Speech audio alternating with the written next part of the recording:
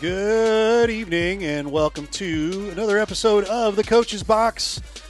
I'm Ray Halbrook here with Live Stream STL. Hope everybody's having a great Monday evening here.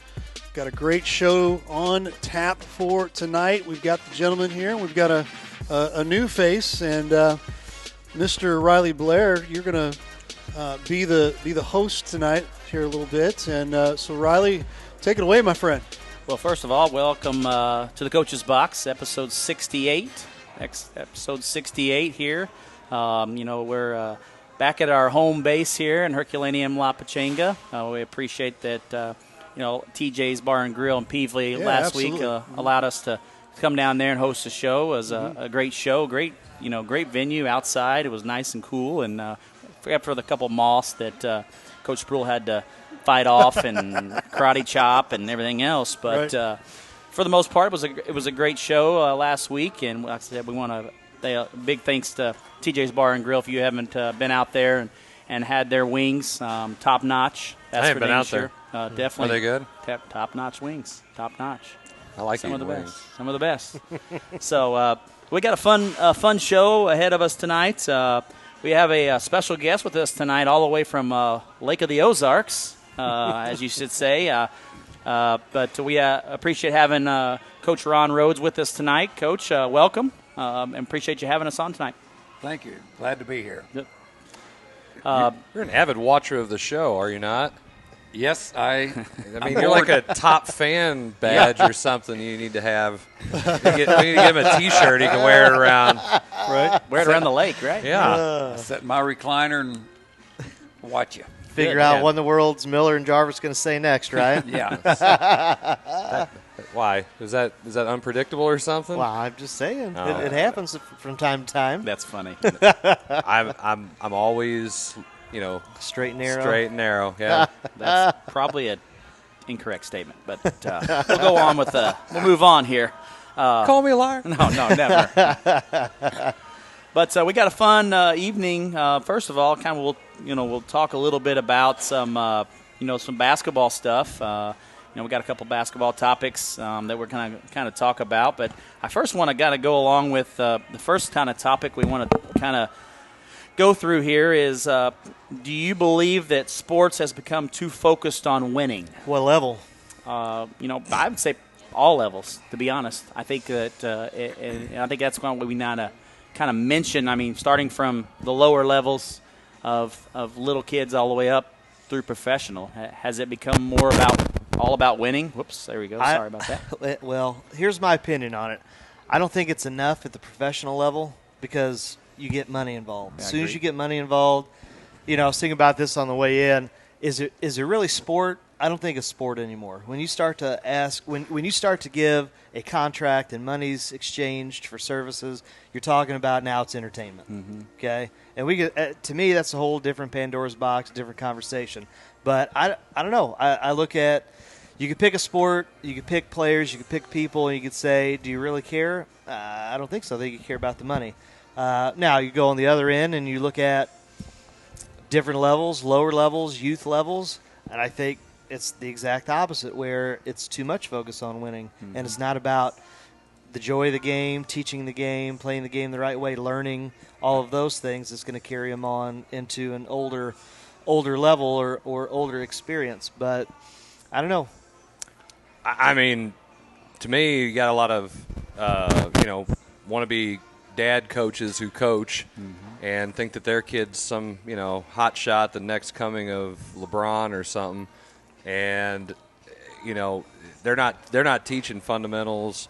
You get them out there playing, and I hate saying it, CYC or these YMCA or upwards things, and next thing you know, you've got kids who might be more athletic and bigger, especially when they're younger, and they don't develop their game, and the next thing you know, they're getting passed up in junior high. We've talked about that before, and junior high and low-level success does not translate to being successful in high school and then having the opportunity to go on. So I think and then it's all about winning those games. You tell people all the time, I said, I don't really care. I don't even know what my summer record is. Hopefully I've lost more in the summer so we can get better and be better during the season when it really matters. And I think that's the problem right now is we just aren't we have a divide between the kids who are really athletic and their parents take them and do all this stuff and don't develop them fundamentally, and then we have kids who I don't want to do it. I would rather watch Snapchat videos and TikTok and stupid crap like that. Well, I think that if you look back at it, I think it's changed drastically in the last 5 years as far as focused on it's all about winning younger and younger and younger. And I think you've seen I honestly believe that at the high school level it's now starting to translate. You're starting to see more focus on players that just want to be good and win besides having good teams because they've focused on winning so much. At such a young age that you've lost the drill of the role player concept. We kind of mentioned this a little bit last week, but I think that the concept of winning, nobody understands team aspect and what it takes to be successful as far as maybe not winning, but maybe winning another way. And I think that we've lost concept of that. I think we're more focused on the final outcome right then, right there, instead of the overall winning down the road or vice versa. So I believe that as far as goes from winning, I think we've taken too much focus on winning. What do you think, Coach? I mean, you've been, this side of the state. Obviously, right now you're in the Southwest. I mean, you've been all over college level. What, in your experience? I think that, we're all coaches here. If we don't win, we might not have a job, and that's the administration's problems. And the biggest problem is parents. I mean, no doubt in my mind. And I really think that the kids, I've always thought if I had the money, I'd like to start up a little league program and let them play, have a schedule, and don't keep score at a young age, and just build them up to work, build them some confidence, individual confidence. And I think at the junior high level, winning is not nearly as important at the high school level. Agreed. But I just believe that it has become such a win-win situation that if you don't win, we won't have a job. And that's the pressure coaches feel, that they would like to teach more fundamentals. They would like to be able to do different things. But when it's all said and done, you got a small window. Yeah. Got a small window. Well, you ain't winning that window. Well, and let's take it. I mean, you're at a smaller school than maybe your years up here at DeSoto. And my question would be, you look at your roster, just go back through the years where you're at a school to where it's, 1,200, 1,500 kids. Now you're at a school that's, less than 100, maybe around? About 150. About 150, okay. We're going to get kids, maybe the bulk of them might be basketball 1, basketball 2 players, but they really enjoy athletics, they really enjoy competition, and they really want to be a part of it. Then you have this other group that might be 10, 11, 12 that really just want a jersey. Yeah. Okay? How do you reconcile, like you said, I gotta win, and now how am I going to build a roster? How am I going to build a competitive team that's, at the end of the day, you got to put a good product out on the floor to win, or court, field, wherever. But what percentage is actually committed versus what percentage actually, I'm just here because I want to be here with my friends, and I want to wear a jersey. Well, I'm old school. Yeah. And the school I've been coaching at the last 3 years, the most I ever had on my team was 7. Wow. And that was my first year. I've been there. And this year, I've been there. And this year, or the last 2 years, I've had 6. And it was and one of them was a foreign exchange kid that was just there. Yeah. But again, it goes back to the first thing that parents usually will ask, or the kids are bad about it next day at school, is how many points did you score? Did you, and then they'll finally get to, did you win? Yeah. And then you got those parents that on the ride home, hey, you only had 14 points tonight. And I would love to add that. Point. They just can't understand that as coaches, we are in charge of those kids for that amount of time, and if they don't like it, take them home. Yeah. You know, Right. just Right. take the kid home with them, and it's just tough, and it's getting tougher. I'm so glad I'm out of that rat race. That it's just too political. It's just, Well, I mean, it's parents living vicariously through their kids. Yes. You know, I was a great player, so you need to be a great player. It's like, they don't mean a damn thing. No. Let the kid be who they want to be. If they want to put the work in, they're going to be better. If maybe that's not their sport, maybe it's their third sport. Maybe they like being in the band. You know, that's part of being a kid. You get those choices. You're right. It's a big problem is what parents want, and if the kid doesn't want it that bad, sorry. Yeah. It's not going to just happen, and you can be pissed at the coach all you want. I don't care. I've got a lot of people pissed off at me. You just have to deal with it and go on, and that's the hard thing for parents to do is just swallow their pride and just say, you know what, I'm going to let the coach do what he wants to do, and I'm going to let the kid. I mean, my kid, he's going to be or she's going to be as good as they want to be, and that's that. I'm just going to sit here and clap and be supportive. That does not happen as much as it needs to, and if it did, our jobs would be a lot easier. oh, goody. A lot easier. Well, and I think that the other thing that you got to look at is, okay, the size of the school makes a huge difference, and the expectation of it too. I mean, let's go and you're going to a place maybe that has been, an average of winning 4 or 5 games a year, and you come in and you get the kids to what we call buy in to what you're doing. All of a sudden, those 4 or 5 wins turn into 15, but is those 15 wins what it was all about at the beginning anyway? I don't know necessarily that winning translates into winning down the road if you don't get them to buy in at the very beginning. If you don't get kids to buy in for what you're talking about and what you're preaching, and you mentioned this tonight a little bit, Coach, but I think that the concept of winning has to be a commitment. And I don't know that commitment is across the board anymore. It used to be, and it goes back to that role player where that's my job. I'm committed to my role, and I'm okay with that. I don't have to go home and worry about what mom and dad are going to tell me or grandma and grandpa are going to say. I know what my role is. I know what coach told me my role was, and I executed it tonight, and we won. I think it goes back to kind of what you were saying. I think us as coaches, if you go back, and it could be football, it could be basketball, it could be baseball, anything, and at the end of the day, the kids know, right? Yes. But they're stuck. They're stuck between 2 adults. Right. They're stuck between you as coach and you as dad, and you and mom and dad. And so I think more coaching careers probably have been lost at the dinner table. Man, did you read that comment and then? No. I don't have my phone. I'm not on my phone, Chris. Okay, I'm on my phone all the time. I know. It's called multitasking. I can't read do a book. That. I can't read a book. Who reads? Wait for the movie to come out. Listen. That's how I pass on college classes. Yeah. It's the same thing. When parents say the opposite things to coach that their coach says, they put the child in a tough spot. Do I listen to mom and dad or do I listen to coach? Yeah. And that happens at the dinner table a lot. That happens on the ride home. And then There's all of a sudden, I feel bad, and I'm sure we all know this. And I've had to have these conversations with kids over the past several years, is that the next day they come in, they didn't have a good game. They scored 14, but they didn't score 28 like they were expected to.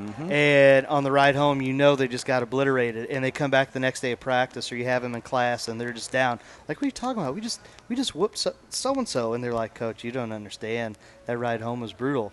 And I've had the conversation to where I've said, if you need me to talk to mom and dad, I will. I've got no problem saying, look, this is where we want to be, and this is how we want to do things. And if you don't want to be a part of it, or if you can't handle that, then your kid doesn't. This is extracurricular.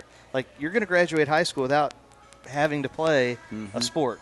And and here's the other thing that I think the expectation, and I think that I use that very word a tremendous amount. Right. Your expectations, I think, starts from the get-go, but it starts from the top. when you come in to interview for that job, I think the most important question that any person interviewing for a job is, what's your expectations? And if the expectations meet what you were willing to sacrifice and make happen, at the end of the day, you're there to meet the expectations of what your boss has asked you to do. And so I always thought that was a very important question in anything you do. I mean, ask your expectations. What's expected of me? And I think if you meet those expectations, you're winning. And I think that's what's lost art in winning is it all about at the end of the game, I got a W next to it, or did I get a W next to it 10 years down the road? That's a tough balance. balance. It's very tough. And I've set my hat on it over the years, being a Herky. And you know what? I mean, we haven't won, a tremendous amount of games early, but, we've started to develop and win here recently. But the biggest problem I knew what the expectations were coming in, and I knew it was going to be a 5-year process, and that's what they asked me to be, 5 or 6 years, turn a page. So I didn't go into it thinking I had to win right away, where sometimes you go into places and the expectation is, hey, you got to win a district title this year. If you don't win a district title, people are going to have your head. Right. So I think that's the biggest issue that we deal with is the expectation part of it. I don't know that the kids get into that expectation part of it and what's expected of them because it's not communicated across the board. And I think that comes down to expectations. But, as far as winning, I think it's too much focus at a young age. It's causing more problems as they get to high school that I think we're having to deal with more than we should have because they didn't focus on the skill development, the fundamentals, the little things that are going to make them win when they get to you at high school level. And I think we are getting the blunt of that when it really, honestly, we didn't have no control over that because they played, like you said, CYC or they played, YMCA and was it focused on more of a winning or was it focused on development? So I think it comes down to it that way. Geographically, now that you're out of the area, what do you notice? Is there a difference from Jefferson County, Mineral area, St. Louis versus Southwest in terms of we could talk about the play of basketball, but just the culture that you've noticed? Yeah, and getting back to what Riley was saying, I've always told the kids, coaches really don't have much of a chance because they got 22 hours a day with their parents, and we get them for 2, and that don't even out. And I will say the best teams I've ever coached, I didn't have any parent complaints. Right. I mean, when I was at DeSoto, I treated those kids like dogs. I did. I mean, and they'll vouch for it. And I just treated them bad. And I'd get fired today. If I treated kids today like I treated kids back at DeSoto or at Cleveland High School, I'd get fired one day of practice. Right. And because you can't, and it's terrible to say, but coaches' hands are so tied that you can't teach kids how to win. No. Because we know what it takes to win. Right. But you can't teach them that because you'll be fired Or because of their precious darlings. Or how about how to work through and move through adversity? Yeah. Move through a challenge. What it's like to fail. It's okay to fail. Right. It's okay to fail. It's not going to be the end of the world for you to fail. Sure today. it is. They're not going to get a college scholarship. Yeah. They're not going to go play Division 1 or 2. This is their future on the line. Yeah, and I think you don't care about that. You're playing Johnny so-and-so because their dad and you are friends. I've already heard all this stuff before in my life. Exactly. And I'm sure Coach Rhodes, and you've heard it, and you've heard it, and we've all heard that. Yeah. And it's like, listen, I don't sit there at night. I think you told me this one time, and sit there and just think, God, how can I make this kid's life a living hell? I cannot play him because I don't like him. Or I'm thinking about how can we win this game. Right. And taking the skill set that you have and how it applies to our team and our program and our philosophy and then plugging it in and trying to win the game and try to have a successful program that way, along with teaching your kids how to overcome adversity, how to handle responsibility and accountability. I don't sit there and think about how much I don't like your kid. If I didn't like your kid, I would let you know. And I would tell them. Yeah. I'd look at them and say, I don't like your kid. Yeah. Yep. Okay? They're a turd. Right. Done. Right. Done. It's not a big deal. And I make sure I'm very open with parents when I have those parent meetings and say, listen, I'm going to coach them up, like you said. Like how you want to coach them up, how you want to treat them. We're going to make sure that they walk through fire. And when they walk out into the real world, they can go, boy, you know, my boss is kind of a butthead, but you know what? I played for Coach Miller. I can handle this. And it's not because I don't like them. It's because you want to prepare them. You want to make them tried by fire. That's the kind of people I want to hire if I'm a boss, not somebody who you're going to get onto. The next thing you know, they're over there needing a safe space. Or they move from job to job to job. Oh, yeah, I was like, well, you yell at me. I don't want to work here no more. But you just said it right there, and I think that's the concept that across the board in education, across the board in anything you do, it's all about winning at whatever you're doing. It doesn't matter at the end of the day, hey, I didn't win today, but tomorrow I got to win. Tomorrow I might win, but today I didn't. I didn't have my best day today, and I didn't win. But you know what? Tomorrow's a new day, and I'm going to go back at it and fight to get to it. It's not the final score of the game. Nope. That's the win. Right. It's where they started, where they come from. What did they learn along the way? What skills did we incorporate? To me, that's the value of success. If those become wins down the road in life, those are the wins that I look at. My coaching record sucks. Okay, let me just tell you right now, it sucks. I have lost so many damn more games than I've won, and I really don't care. The fact of the matter is I want these kids to be better kids, better people, better young men at the end of the day, and then when they move on, when they come back and say, Coach, hey, I appreciate you getting on to me about doing this, this, and this because it really helped me. To me, that's the win. I'll take that any day of the week. I'll take it over a state championship any day of the week. I mean, would I like to win state? Yeah, I'd like to win state. Sure. But to me, that's the win. The way I want to focus on success. But that's Those your are success. That's your expectations. And I make sure I'm very clear about that. And I think that's the key factor in it is when those kids walk in that gym, they know what's expected of them. And you don't go outside that. I mean, you set that tone first and foremost with those kids, and you have to do that, and you have to get them to believe in that. If you tell them, hey, go run through that brick wall, they're going to trust that you're telling them to do something, they better go do it. And they know it's going to hurt, but you ask them to do it, so they're going to do it because that's the expectation that you put out at the very beginning. Just say, Coach, I got this. You know, and you know, like, all right, man, that's cool. You know, society has changed so much. Oh my! Has it though? Oh my God! Let me tell you a story. Back when I was at DeSoto, and this is what I was telling you about getting fired. I had a fat farm. I remember hearing about this. I had a fat farm. I weighed my girls every Monday, and if they were not because they're don't you think a kid in shape will give you a better performance and they'll be healthier? Yes. If they lose weight. Yes. You mean you got to run in basketball? I put them on a scale every Monday, and I put it up on. It wasn't hidden in the locker room. It was out in the gym on the wall. How much each girl weighed. Put their weights out there, and if they didn't lose a pound a week, they had to run a mile for every pound they didn't lose. And but I'm sure though the reason why you did that was to shame them, right? Oh yeah, yeah. It wasn't to make them better. No, right? And I've had several kids go off to college and play, and they'll come back and they'll say, Coach, they don't work us nearly as hard as what you worked us. But I had no parent complaints then. Now, can you imagine putting a fat farm on up on the stage?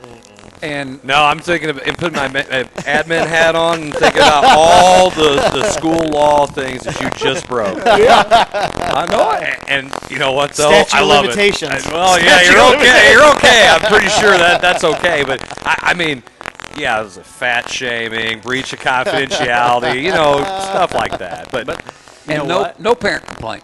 But you know what? And here's what I'll tell you.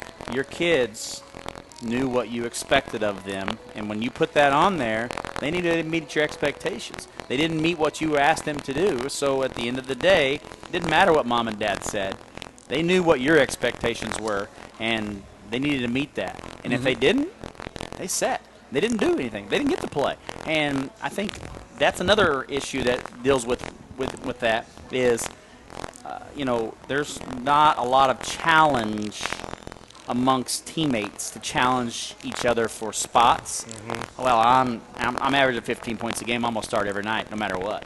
Or nobody's pushing me to get better because they already know that I'm the best player on the team, so they're not gonna push me to get better. So I don't think there's no challenges amongst each other.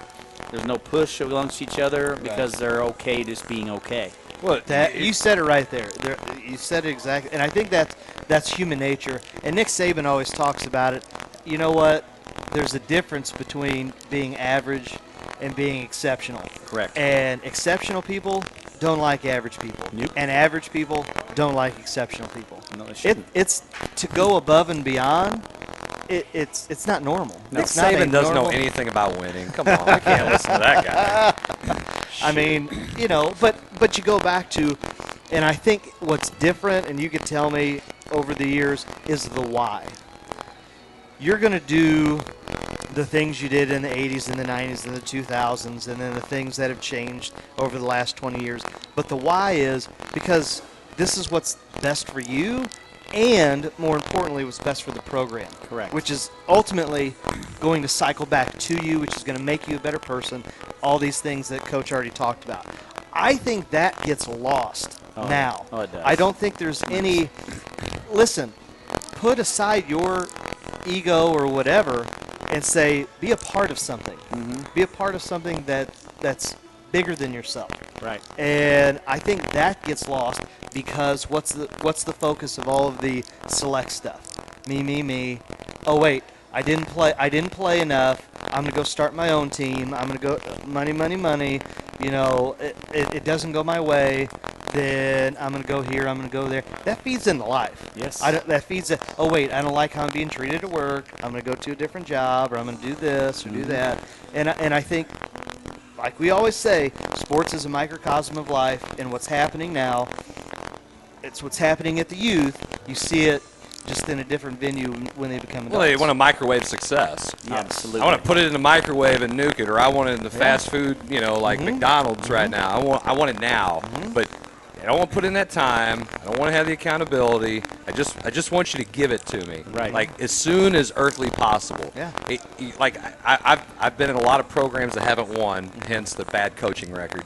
At schools just about like Coach Rhodes here, with 7 kids. The 7th kid on the bench was nicknamed Pooh Bear because he was like literally the nicest kid ever. Fun stories.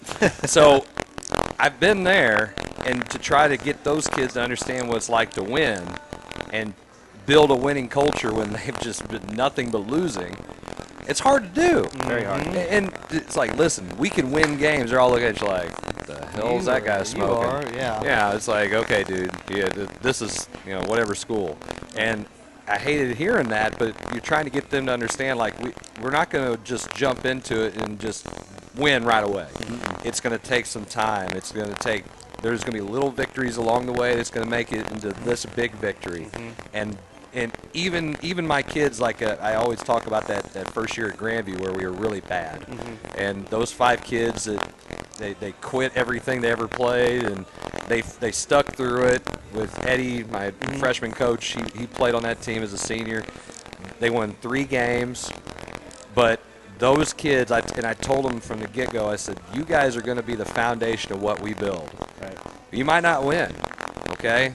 I can't promise you're going to win anything, but you guys are going to be what we build off of because you bought in. And what you're talking about with buy-in. So that's the important part, because eventually that success is going to grow because you set the standard for how you're supposed to do things. Correct. And then that's what you continue to build on. The problem that we all run into as coaches is an agenda about people from the outside of the program saying, you should have won now. You should be winning now. You're not playing my kid. My kid isn't getting to play. I'm going to go and complain to a board member. Oh, wait, I am a board member. There's the problem. Because I like private schools. I don't have to worry about that now.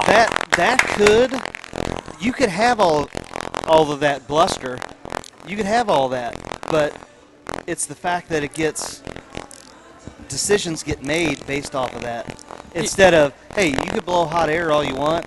I'm not. You can only as the man or the woman who's the decision maker up top. Hey, you know what? You blow hard all you want. But you can only control what you can control. So I mean, at the end of the day, I got to look at myself in the mirror and say, "Did I do what's right for the kids?" Right. And this is what I'm gonna do. And if someone else comes along and says, "Hey, you can't work here no more," okay, cool. Because if I go and do it again, this is how I'm gonna do it again. If I have to do the same thing, and that's what you have to do. Mm-hmm. I think here, before we go to break here, real quick, I think the biggest thing that we take away from that is what is your definition of winning? And I think that's the concept that we have to take as coaches, we have to take as parents, we have to take as kids. Mm-hmm. What is your definition of winning? Have we put too much focus on winning? On the W's and L's versus the actual winning. And I think that's the concept that we need to take from the whole question that we asked. Is I think it's more about a W or an L. It's about winning. Right. And if we take that focus about winning across the board, I think you'll see much more success in our society. I think you'll see more people being more, successful forever, because that's the belief that you have to believe in. But I don't know that that's there yet. I don't think that's there yet because not everybody wants to win. Well, Charlie Sheen wants to win. Well, I don't think everybody wants to win.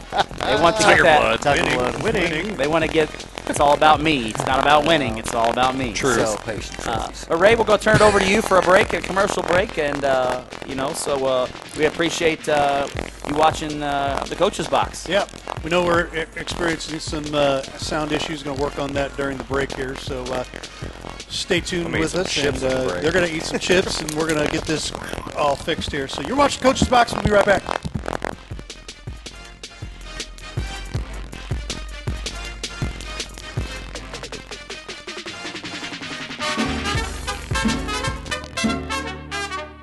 For fine Mexican cuisine, a family atmosphere. any place you look for sport teams. Come out to La Pachangas. Check out our 4 locations: Arnold, Herculaneum, Crystal City, and One Third. Come out to La Pachanga.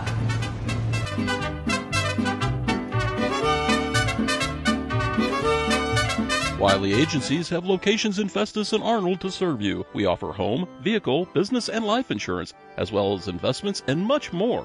We utilize a custom approach to make sure you, your family, and assets are properly protected. Give us a call today for rates and savings at 636-764-6294 for the Festus office or 636-333-9903 for the Arnold office. We'll be happy to review your current coverage or just talk sports. You can also email us at SeanWiley@allstate.com. Hi, I'm Lawrence Crodinger with Home by SMCI. Whether it's residential or commercial, we have the right products for you. Global Plasma Solutions will attack your bacteria, mold, viruses, even help dust in your house. They install easily, less than 45 minutes, and it's invaluable for the rest of your life. If you're interested in any of the products that we do offer, give us a call at 636-337-4444 or send us an email at service@homebysmci.com. Hey Dylan, check this out. It says right here, your father and I are second cousins. We're related. Well, if that's the case, you owe me a graduation present. Very funny. At least you can say you're related to an all-conference and all-district baseball player. How does that feel? I will admit, that's pretty cool. That's pretty cool. Hey, Dalen. Yeah? At least you could say you're related to a famous sports media person. What's that like? I wouldn't know. But I do know to watch the Main Street Sports Show on Livestream STL. The Main Street Sports Show, shining a light in Jefferson County. Very funny. I think Main and Mill Brewing Company is basically something created on community, created on the idea that local pubs still exist and are a good place to be, not just for somebody looking for a beer, but for a family to come in and grab a bite to eat. I think the original business model that we had was making sure that we are a family hub.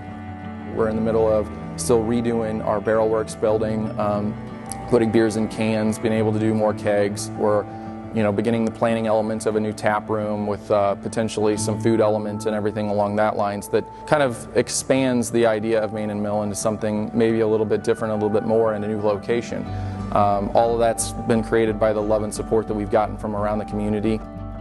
It's something we're proud of. I think the community's proud of it, and hopefully we can continue to make the community proud with an expansion that we've got going in the works now.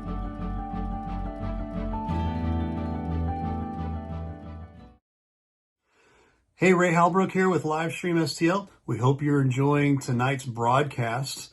Do us a huge favor. Check out our brand new website, livestreamstl.tkdssports.com. There you'll see plenty of information about your schools, articles about different games and whatnot, and we appreciate you checking that out. Do us a huge favor also. We'd really like for you to mention Livestream STL to your athletic directors and superintendents. Tell them you want us in there to bring high value to your school. We'd appreciate that. And thanks again for watching tonight's broadcast.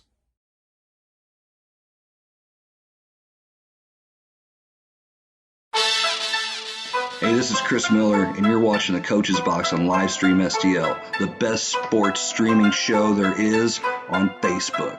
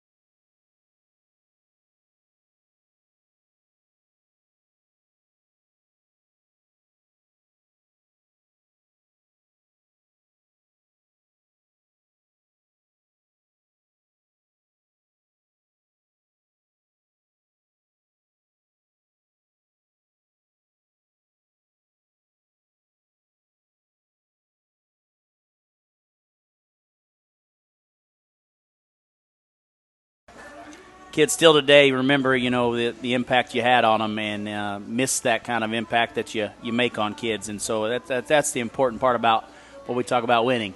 10 years down the road or 8 years down the road or however many it is for her. But, it's the point of the agenda is at the end of the day, she appreciated what you did for her and probably made her a better person. And when she got out in society and had to do the real world, she meant a lot to her. So that's something that goes about that, with that. So I always felt sorry for her because it's her senior year, and she tore her ACL and missed her whole senior year after a very promising junior campaign. I remember that. She was really coming on, and it's just a shame. But she stuck right there with it, and finished the season, did everything we asked. But she couldn't get on the floor, and it was just painful to see her on the bench that whole year. Yeah, absolutely. And then she was able to regroup and get go to college and play basketball at Fontbonne, right? If I'm not mistaken. And so, that was a perfect example of, not just giving up and knew what the expectations were. Didn't let an injury just shut her off and bought into the expectations that you had for her and said, hey, if you want to do this, you want to play at the next level, you got to continue to keep fighting every day and show up, be a part of it, being committed to it, and it paid off. And so I think that's another perfect example of what we are trying to get out there. But moving on to the next topic here, I think that this is something that, I think we didn't get to kind of experience this year as far as with COVID. But some of us did at the super spreader event. Well, that's true. I was there. Hey, still marked safe. From the super Did you get anything? No. I didn't get anything. No. Do you think that person from the Post-Dispatch did? I hope so. Piece of crap. So moving on They to weren't that even one. there. You're not bitter or anything. Not right? at all. I can't tell. I can't No, tell. I just think it's Not stupid. bitter. So the question becomes is, do you think sports teams do better when they have more enthusiastic fans, or do you think it really matters? Oh, I totally think it matters. It's momentum, the big mo. I mean, that's why you have the Cameron Crazies. I mean, that's why. Of course, you went with Duke. Well, of course. Hey, speaking of, Oh, I already know. Hey, You had to go meet there and see that place. Went there. Went on vacation last week. Went to the Outer Banks. We drove. 16 hours, whatever it was. Got to make the stop. Duke University. Man, fantastic. Bucket list. But anyway, I digress. Yeah, totally. Big momentum. Definitely. Well, here's what I also think, and I think that sometimes I think now in today's, you look at it across the board, and maybe at the high school level, I think you've lost interest in school spirit at the high school level. You don't see, back when I played, the student section was packed, full.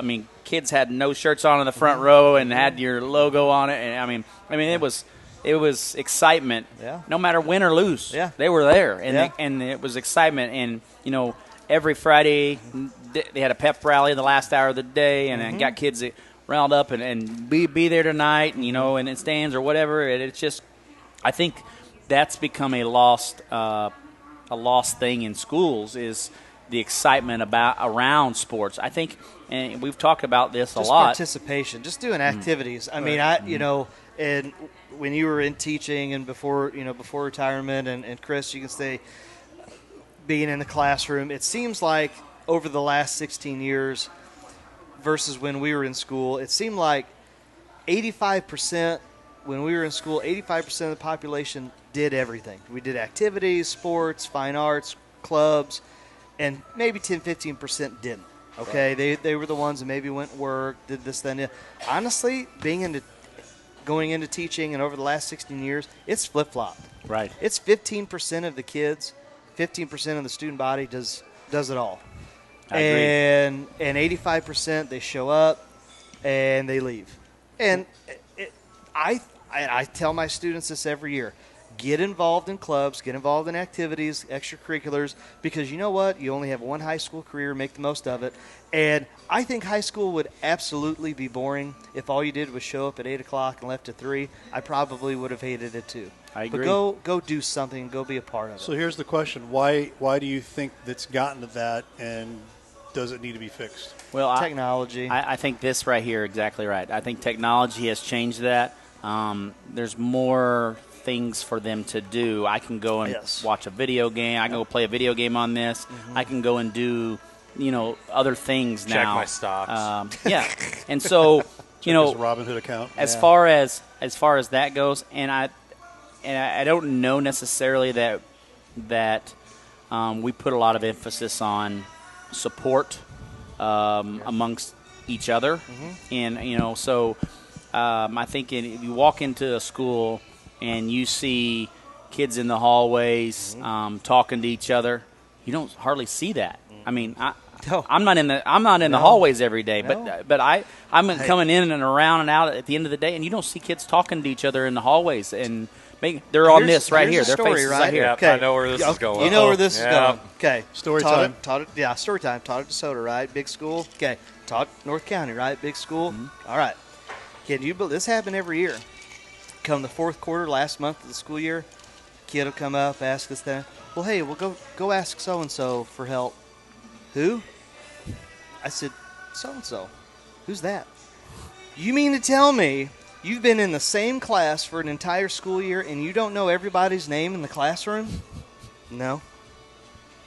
Hey, where I went to school, you knew everybody in the whole school. In the whole school. Right. In the whole school. That was just commonplace. Yeah, but that's, I think, part of why you talk about kids' involvement, this whole topic that we're on.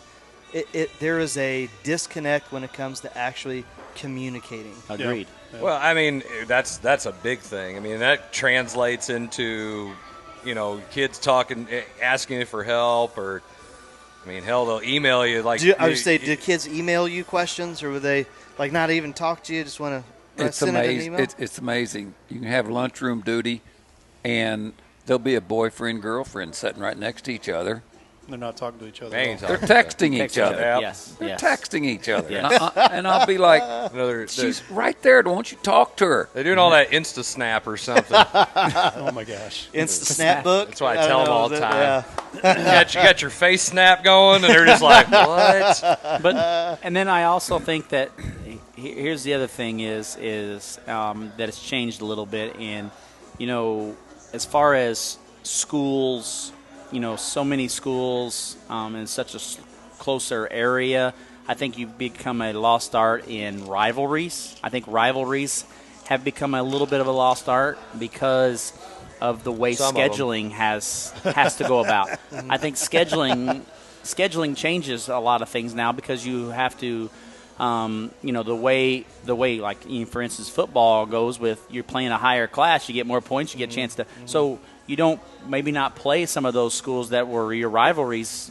It's just not 10 years ago. Now they don't even play. Well, it's just not a point of emphasis anymore. No. Like one year out at the View, a couple years teaching geography. My first unit, we're talking about, hey, let's go all the way down to Jefferson County. Mm-hmm. Let's name the cities, and I would do a unit on or a lesson on, hey, all the schools. What are the schools' mascots? Who's in our conference? Just to try and build up, because once again, you're trying to build up school spirit. You're trying to build up rivalry. I thought Potosi was in our conference, or I thought Kingston was in our conference, or I thought, no clue, because once again, it's something that I think has gone by the wayside. Right. And it's just not important anymore. There's no pride anymore in schools. Yeah. I mean, it used to be that, I attended Herculaneum, and Did everybody attend Herculaneum? I did not. Sorry, Coach. Although what's wrong with that? Everybody he was the man when I worked there. That? He was the man when I worked there. Anyway, sorry. And it was a pride thing that to put on a Herky uniform. It was a pride thing, and you just didn't.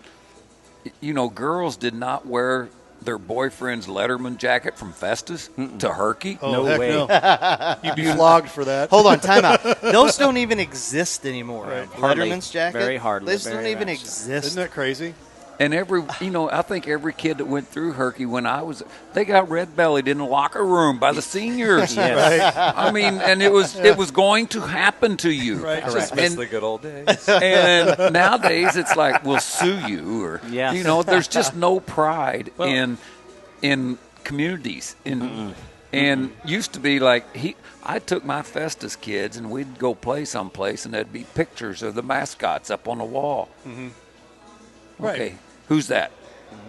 I don't know. Right. And that was just common. Yes. When we were you knew everybody's mascot. Right. Yep. Right. And I think that the other thing that I think is lost is I think we're more focused on, once again, and I'm not dissing anything, but I think we're more focused on these scores in schools, on these test scores, than we are about building character amongst kids and teaching them how the right from wrongs, the teaching them the life lessons, the teaching them how to change a tire, or those kind of things. I think have become a lost art. I mean, we used to have PE when I was in high school, and that was one of our PE lessons was how to change a tire. The PE teacher brought his car up on the side of the road over there by the gym, and we all went out there and learned how to tie. He had a flat, but he was like, "I'm going to get my kids to fix exactly this what happened. over and over and over again." But Riley, I don't remember that. So, well, I happen to have it. But you know what? Illinois. It's Illinois. Illinois Rhodes, right? Hey, we've got some comments, and I think they're really good. Deanna Marie Rowland here. Some of the best memories of my life. 2-time state champs due to this fantastic coach. He made us all buy in. We had our roles, and it was a great ride. So there you go, from Deanna Marie Rowland over there to you, Coach. And then also Jason Therrell, last thing I'll add is the high school game needs to needs people like Coach Rhodes. I feel the same way about Coach McFarland at Festus right now. Guys who have been in it forever and offer so much experience for the kids and other coaches to learn from. It was valuable to me to watch Coach run a practice or coach a game. His players loved playing for him as well. Got more. Danny Denton says the reason why we had the advantage was because of the lead. That is an untrue. And David Jarvis, DeSoto versus Festus, girls back when Lexi was in school, was a great rivalry as well. Shelley Blankenship, I cannot speak for all the girls, but my daughter feels a major competitive spirit in basketball in regards to Windsor and Festus than the other schools. When our freshman girls beat Windsor freshman girls this past season, it was a celebration. You definitely got the feels of rivalry at the game. So it's not dead, but it's definitely not like it used to be. It's not the. I mean, when I was in school at Crystal, the Festus Crystal matchup for basketball, I mean, was top notch. I mean, you had a small school, big school, cross, Twin City. I mean, it was a rivalry. Right. And that was some of the best. I mean, sitting at the end of the bench on the other side of the water jug, it was still exciting to be a part of. And, just those memories. Or my freshman year, it was DeSoto was large school leader, and it was Bourbon his senior year. And then you had Riney from Crystal, his senior. Large school MVP, small school MVP. They're going to go head-to-head Crystal City. We had a freshman game. We were at Kingston. We said, Coach, we got to play this game. We got to end it quick so we can all go back and watch this game. So we get back, and long story short, Bourbon dropped about 30 in the first half, and we walked in the door. Play a little bit. Yeah, and we're already down like 25-30. And you're like, oh, man. But it was in the – here you go. It was built up in the paper. It was built up on the radio. I mean, it was talked about. There you go. And then where was that? At the Pit? No, it was at Crystal. Oh, the Pit was awesome. The Pit was awesome. No better place to play. I gotta say though, when we were out at Grandview, we played. I don't want to name what school it was, Bourbon, and they came over and we had a good. And again, this is the year we weren't any good. And we had a really good pep club that night. I don't know what we tried to do. We were always trying to get kids to come in. And kids were doing chants, and it wasn't anything out of, it wasn't anything vulgar. It wasn't anything inappropriate. And their administrator came over and had to make some kind of comment that our kids are being disrespectful and unsportsman. I'm thinking, that's the stupid crap right now that's killing everything we've just talked about. That's just not nice to do. You know what? Shut up. Yeah. Go watch a choir concert and just shut your mouth. You're the kind of person that's killing anything that's remotely close to being competitive. Yeah. And how do you make a bunch of stinking sissies? That's the kind of crap right there. And I can't stand it. Vashon always had a little cheering section that I bet. I laugh, and it was UGLY, you ain't got no alibi. You ugly. You ugly. And they would, when somebody get on the free throw line, that'd be it. That's what they say. UGLY, you ain't got no alibi. You ugly. Well, I know. And now you can't say anything. No, I know none of you guys know, but I mean, South Iron and Clearwater was, especially when I was in high school, Clearwater ended up in my senior year, went to the quarterfinals. We won districts 3 years in a row, and we had a pretty good team. The gym was packed. And talk about pep clubs. We all knew each other. You're only 25 minutes away from each other. And there you go. So everybody knew everybody. We all hung out. And the chants and the things that they would say to us and that we would our kids say to them, oh, my gosh. I mean, you couldn't get away with that stuff anymore. Well, you talk about that. Let's talk about a sectional game. I mean, you don't see now where a sectional game where people start lining up at 9 o'clock in the morning. Oh, yeah. That happened back in the day. Now, I mean, sectional game, people get there at 5 o'clock. Yeah. Oh, I'm on ticket. Okay, go ahead. You might go see it. You're gonna go watch a Tatum. That's gonna draw. You're gonna watch a Beal. You're gonna watch but you're watching it. You're gonna watch Porter Porter Jr. and that's what's gonna be the 9 o'clock. Hey, you better get a ticket. I was gonna say that when I watched CBC and Chaminade play at Lindenwood, you had to buy those tickets in advance, and there was a damn line all the way out into the parking lot. It was awesome. But go back to just the fact that That's where the kids sit in a district tournament. Yeah. You can't be under the goal. You got to only stand here. Kids have to be here. You can't do this. You can't do that. There's all these restrictions. You're standing too much. Once again, don't make too much noise.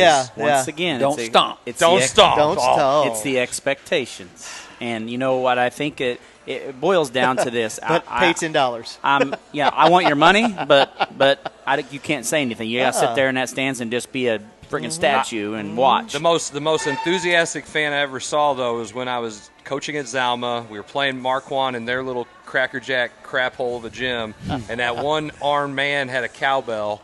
And every time they did something great, he just hammered that cowbell. And, of course, me being I'm 22 years old. I'm like, I pull the official aside and say, he can't have that noisemaker. Well, then there was a deputy sheriff over there, and he tried to go and tell the guy to put that away, and he said a few choice words to him, and didn't go away, did it? No, well, he went away. They handcuffed his one arm to his belt loop and marched him right out of there. It was the best thing I ever saw in my life. Oh my God! And I was like, well, you need more cowbell. I got a fever. I thought that was a joke. Really, in all all honesty, 100% true story. But the point of that is, and I really wish that there was more of this pep clubs and build excitement around it where there's something incentives. Yeah. And kids, as much as you know it, kids need incentives today. There has to be something for them at the end. T-shirt cannon. And give them something to be excited slingshot about. for you. No. I want the T-shirt cannon with the CO2 tank. We talked about this before we go to real quick, Ray. We talked about this. Jason Gilman and I were talking about this last year. If your sports are successful, your kids are successful in the classroom. Yeah. Because Football always they sets want to the be tone. there. Yeah. They want to be a part of it because, hey, this is great. This is awesome. I'm watching these teams win, and it's excitement. I want to be at school every day because I want to be around that. I want to be a part of that. That goes back to winning. What winning in the classroom. And I know with girls basketball, I hardly ever had a kid that had bad grades or missed school. Yeah. But now, boys are a different story. And I've never had – I can never remember losing a kid because of grades. For one, I was on them. Right. And the other is they knew that if they had bad grades, bad things were going to happen to them. Correct. They knew the outcome. Can't do Wasn't that pretty. anymore. Wasn't Can't pretty. do that anymore.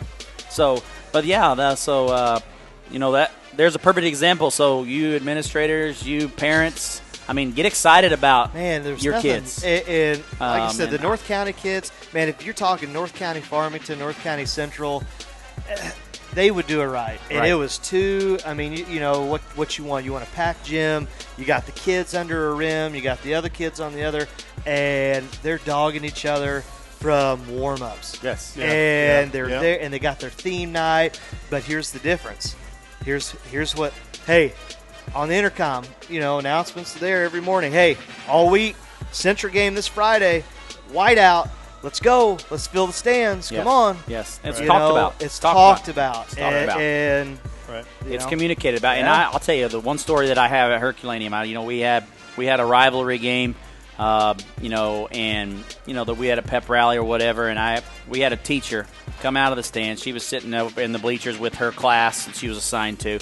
And she got up just had a clear blue and just got up in center court and just started doing this big chant. And, the entire gym went crazy. And when it got excited, you don't see that. You don't see that anymore. And because I don't know, and then once again, the flip side of that is these kids aren't excited about it. So it feeds off each other, and nobody feeds off each other. So there's going to be a dead moment all the time, and it's sad because there is a lot of fun games out there. There used to be pride and the spirit stick. Some schools don't even have the spirit stick anymore. Don't even know what that is. No, most kids don't even know what that means. Right. But Ray, we'll turn it back over to you here for a commercial break. They might mistake that spirit stick for other whatever. Things. Yes, I know. So I'm just saying, it is what it is. It's a true statement. That's true. So there you go. We're going to go into our next break here. We'll be back for round 3 here of the Coaches Box. We'll be right back.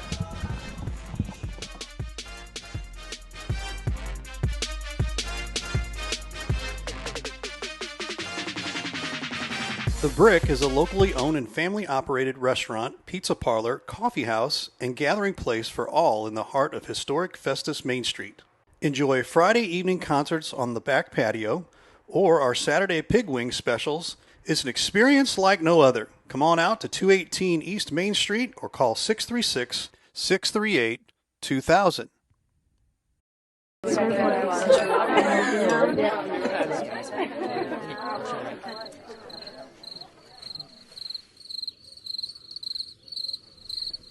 Imagine an HVAC as unnoticeable as the air itself.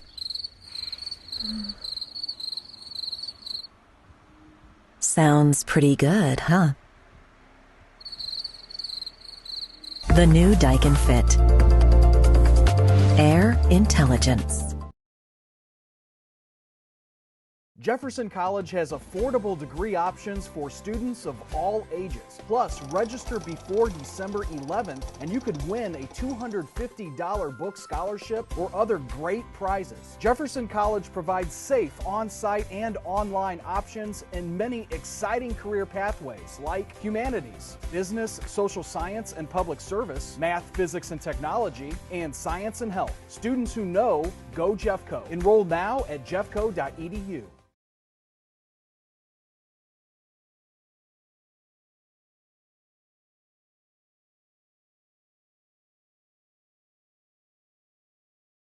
This live stream SDL has been a huge asset for Jefferson County sports, in my opinion. I mean, getting these athletes the camaraderie that they're out there and people can see them. I mean, to be honest with you, I got a call from a coach yesterday about one of my athletes that said that they saw some of her games on live stream SDL. Awesome. So, I mean, that right there instilled to me that this is important. You know, this is important for those kids. And so, you know, I think it's great, and I wish you guys the best. You know, and if you're out there and you want to sponsor, this is a great opportunity for you know, kids to support kids of our local kids and get them support and get them acknowledgement out there, because we have a lot of great athletes in this county. Well, we appreciate that. And at the end of the day, our mission is much the same as your missions, coaches, to help shine a light on these kids. And get them exposure and get their name out there and help them. And if they can advance, they're better off, we're better off as a community, and that's why we're here.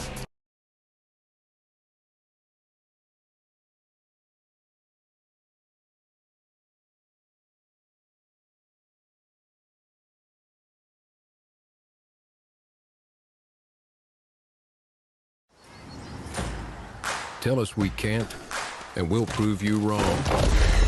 Knock us down, and we'll get right back up. Call us risk takers, misfits, bad boys. But we know what we want, and it feels like American muscle, looks like advanced engineering, and smells like fresh, cut grass. Bad boy, mow with an attitude. Hi, this is Coach Riley Blair from the Herculaneum Black Cats. Hi, this is Coach Jarvis from the Herculaneum Black Cats. Hi, this is Coach Zach McVeigh with the Jefferson Lady Blue Jays. Hi, I'm Chris Miller from St. Pius X High School. And you're watching the Coaches Box. And you are watching the Coaches Box on Livestream STL. On Livestream STL.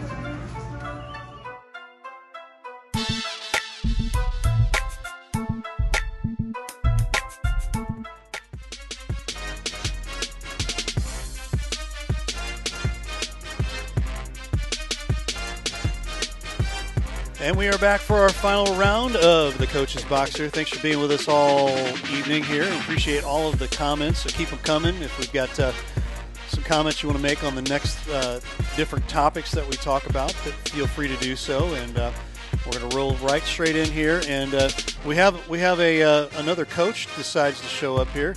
Hey, Coach Jarvis, how you doing? Doing great. How you doing there, Coach? I'm trying to get better at basketball, man. There you go. I like it. And gotta try to beat those Lancers, you know. There you go. He's back from. Miller's here. Wait, whoa. Been here. We got matching shirts. Been here. Yep. Twinsies over here. Twinsies. Right. I guess me and you need to coordinate some Black Cat stuff. We should. Now, is he coming again tomorrow? No. No? Just today. Oh, okay. I got it on video, though. I'll share it. Oh, okay. But Well, we want to first start. I know Coach Jarvis got a little story for Coach Rhodes here that he wants to ask him about. I just don't know for sure if we want to. I don't think he wants to. I don't think he wants to. What are you talking about? All I said was, I don't know what you're talking about. oh my gosh! I wish I could call Ken Jones right now and put him on the air because he might be. He's probably secretly watching right now. He might be low-key They added watching. time to the clock. The game was over. What should have been over, and they added time to the clock. You guys got the ball back and ended up winning. Because I can remember Rick Bowen at the end of the game. He's good. Running off the court. Like, he's the ref. He's the ref. But I can't remember the particulars, but except there was time added on the clock. After a call was made, time was added onto the clock. To extend the game. We should have won it before that anyway. We should have made free throws, and we didn't. You lost like the Americans to the Soviets. Don't worry, that happened to me a couple years ago at Capital City. We lost to a team with 2 wins. They put time back on the clock and hit a shot and beat us. Time was put back on the clock. He may not remember it because of a minute win against Crystal City, but yes, time was put on the clock at the wonderful Dragon Lair. And Dragon Lair. I was back in my girls' coaching days, and I was the assistant that got all the assist on Jones's technicals, but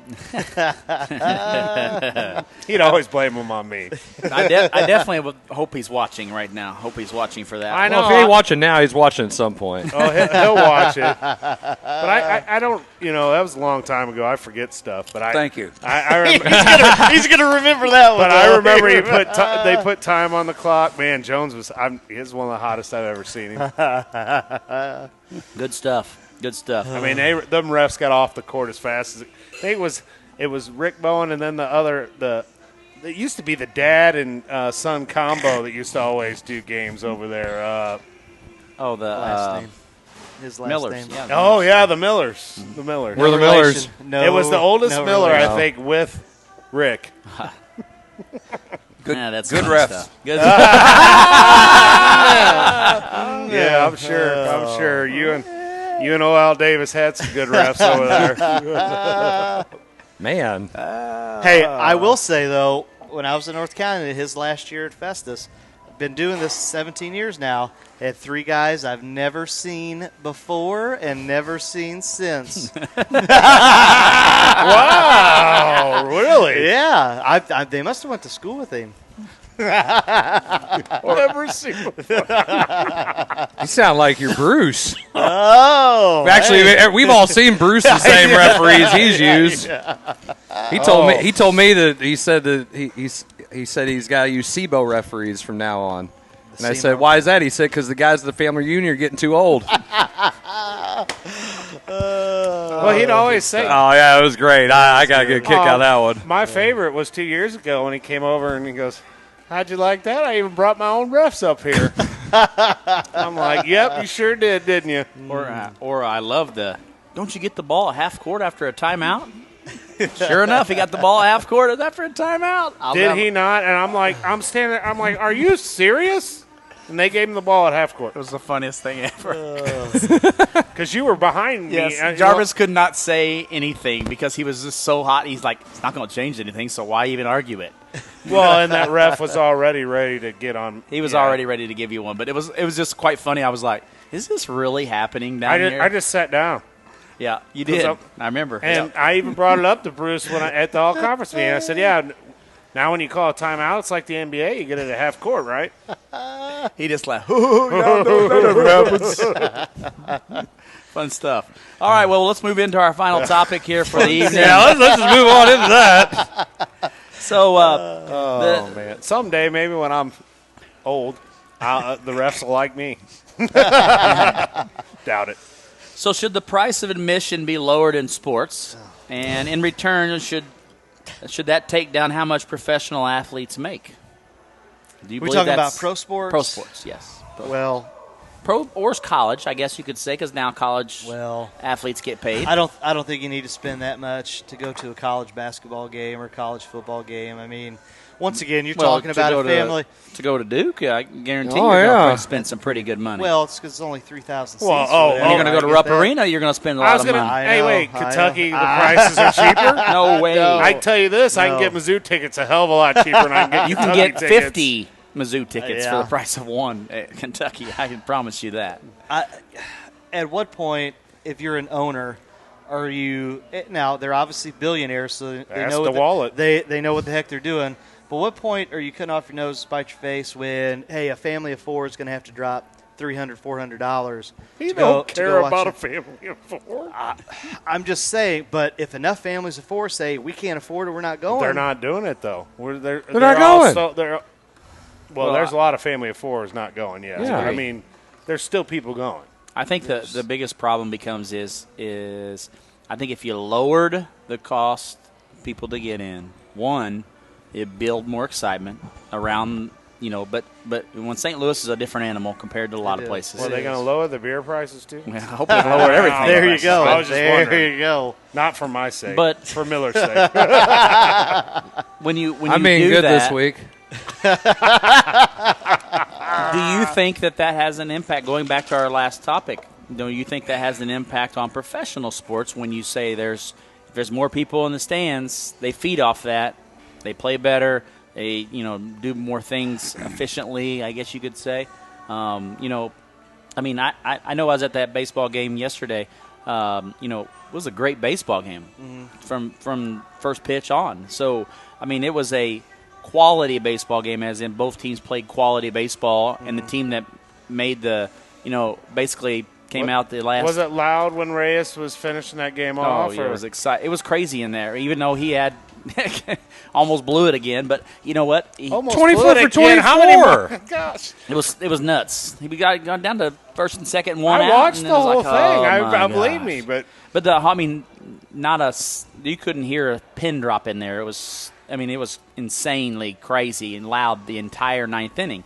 But once again, everybody knew they already put it on the freaking big screen. They knew it was coming. He was getting ready to get a chance to break a record, and it was talked about. And even the public address announcer said, "Coming to the mound," and they mentioned it, so the crowd was into it. It was all about that. But I think that when you come down to it, I think there was still a ton of open seats there yesterday, and.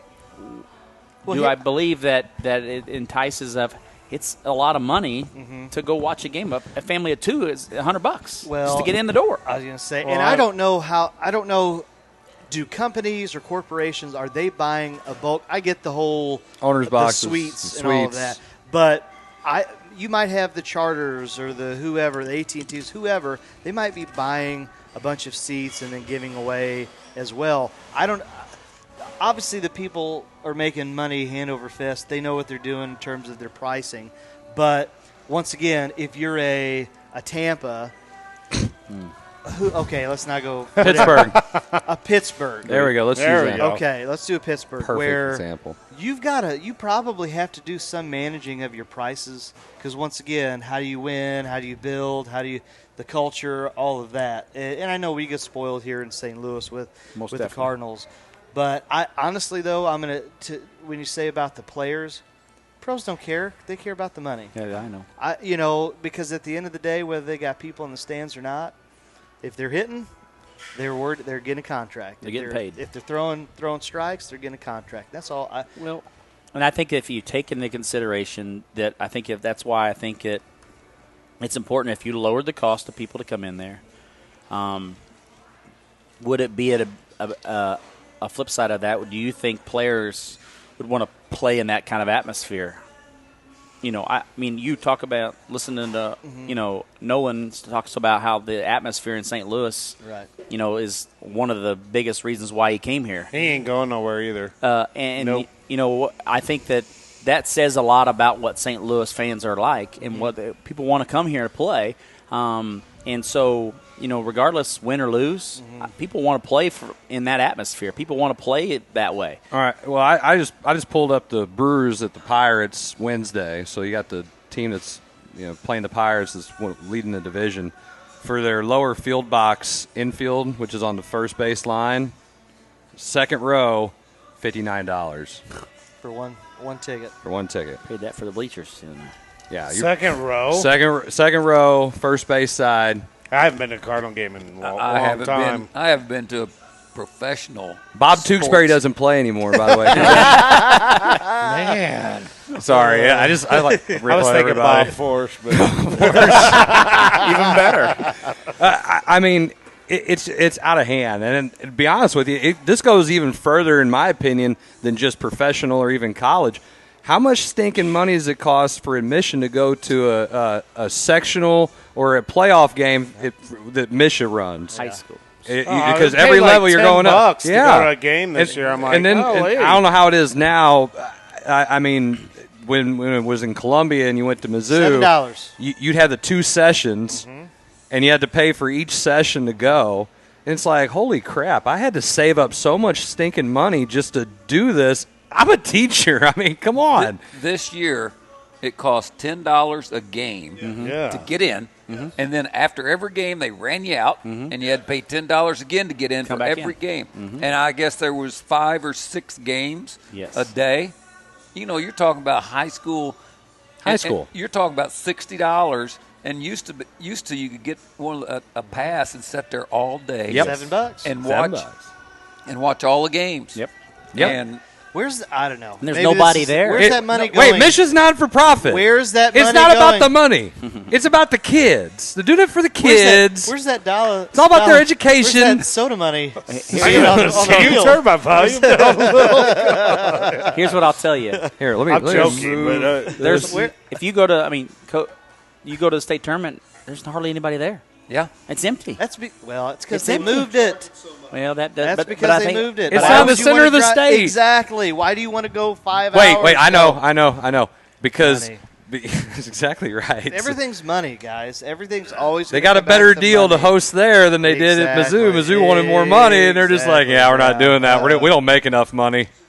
Okay. And everybody here, like, all right. Well, they're not making anything now because there's nobody there. Well, no, but they'll watch it online. They'll pay for the money. I watched it online and sat in my office and watched it. But it's the way it is. But the frustrating thing about it, I think it becomes to is are we about Put the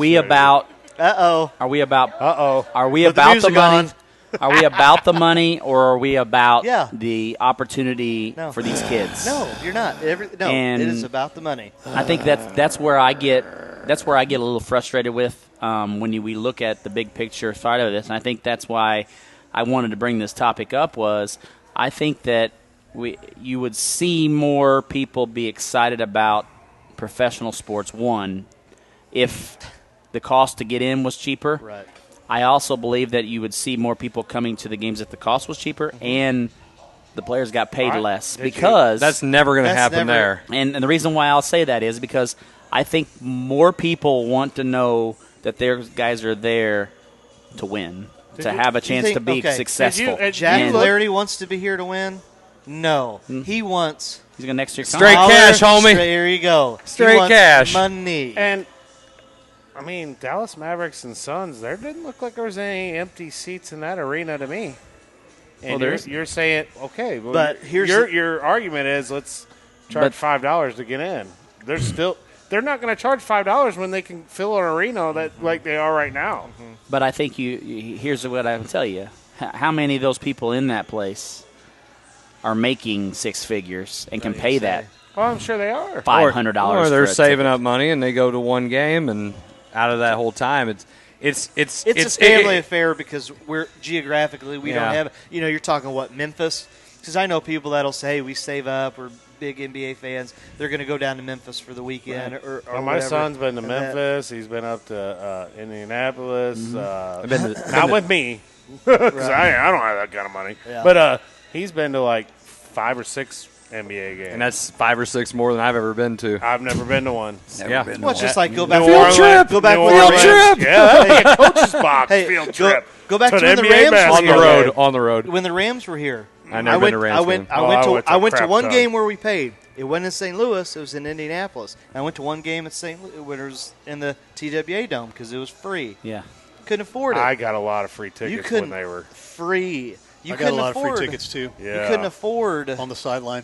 to go to an NFL game. I said I said it's some good seats. When you look at that, do you think that's a big time thing that maybe there needs to be more focus on, is allowing more fans to attend and be able to attend? Let's put it that way. So before the Blues won the Cup, I would love going to Blues games. Number one, I think watching hockey in person is awesome. the best spectator sport to watch. 10-1. It's so much better. The action's better. Anytime someone shoots and almost makes it, you can hear the crowd gasp.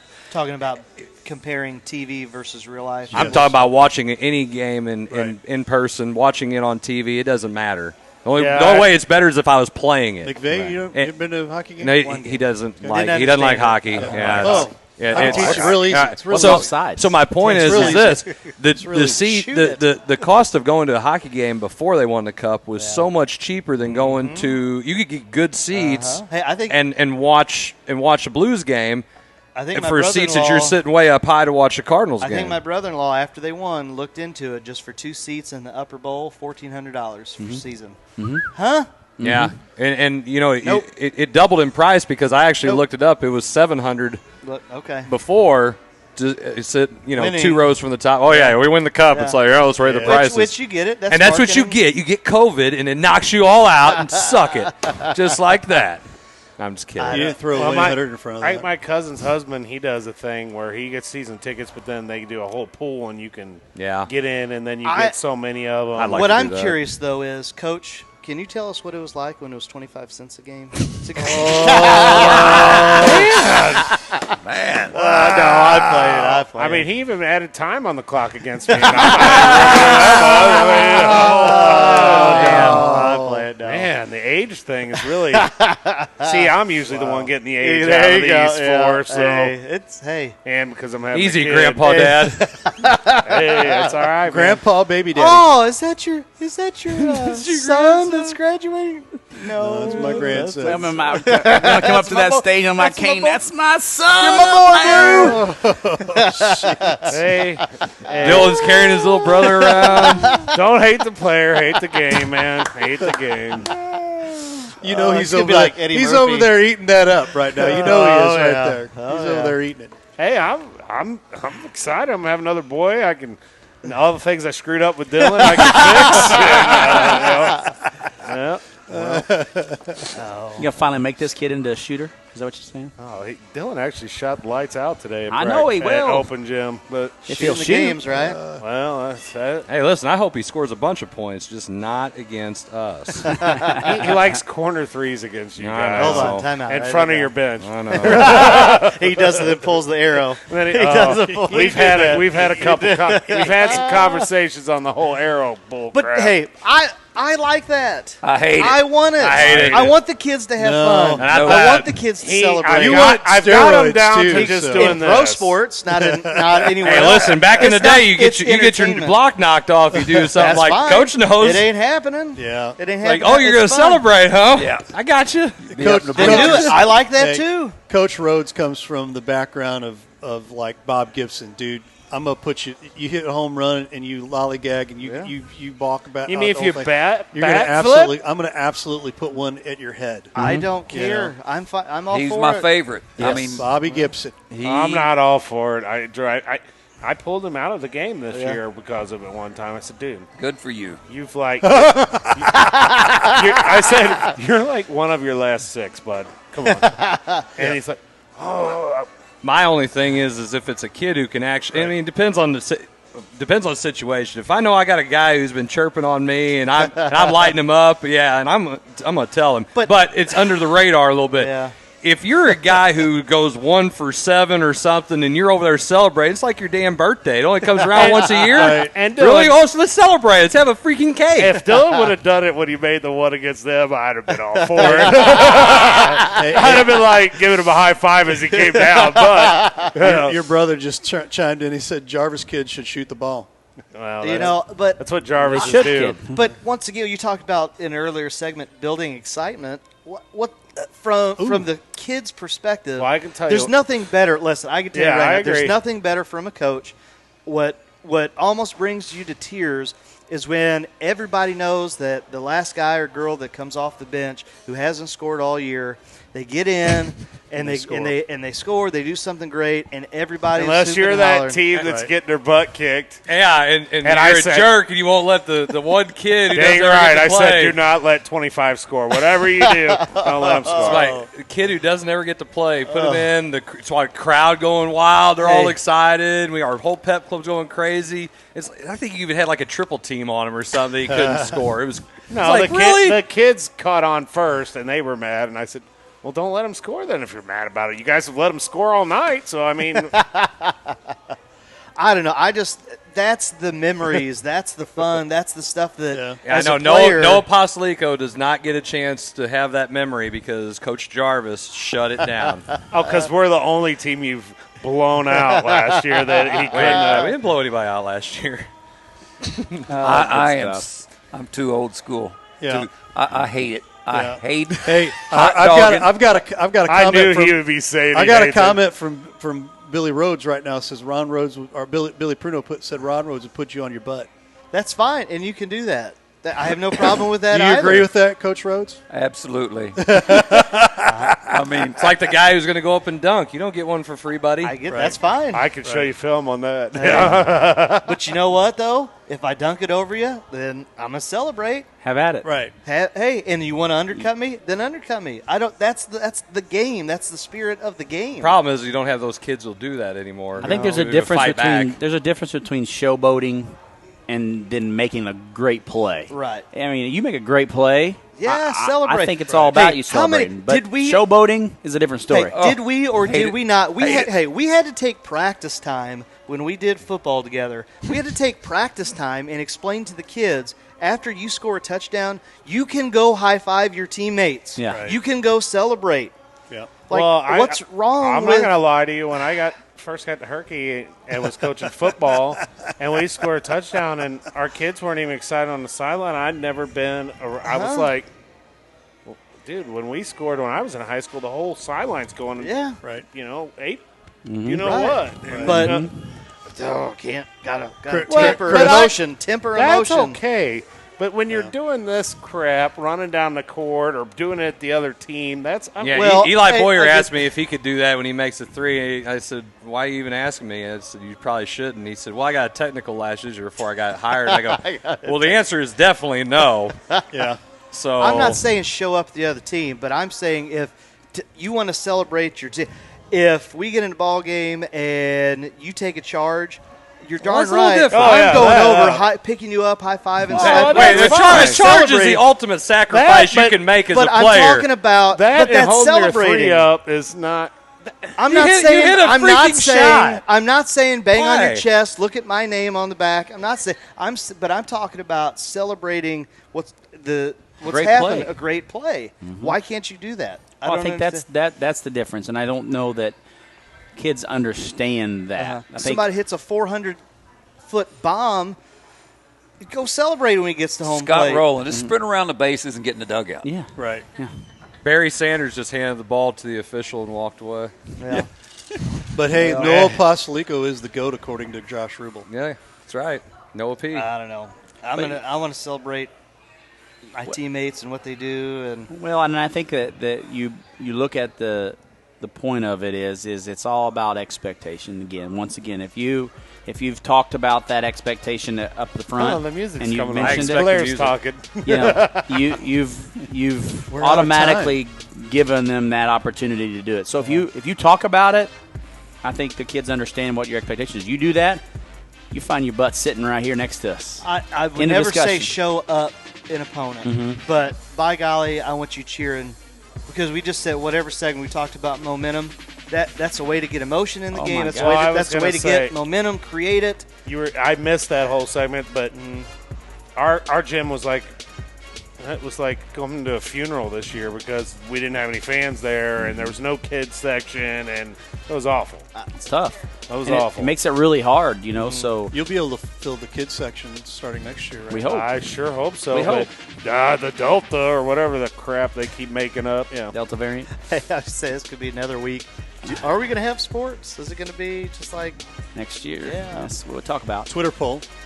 Will we have sports?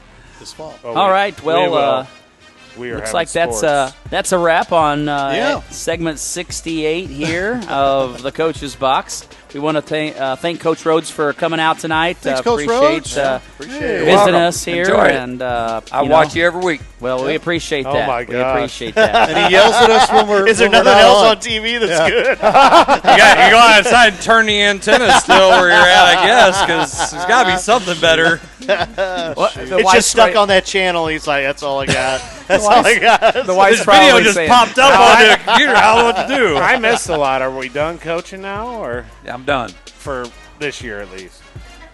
Well, I'm done. He left that door It's lightly still open. open. It's still open a little bit.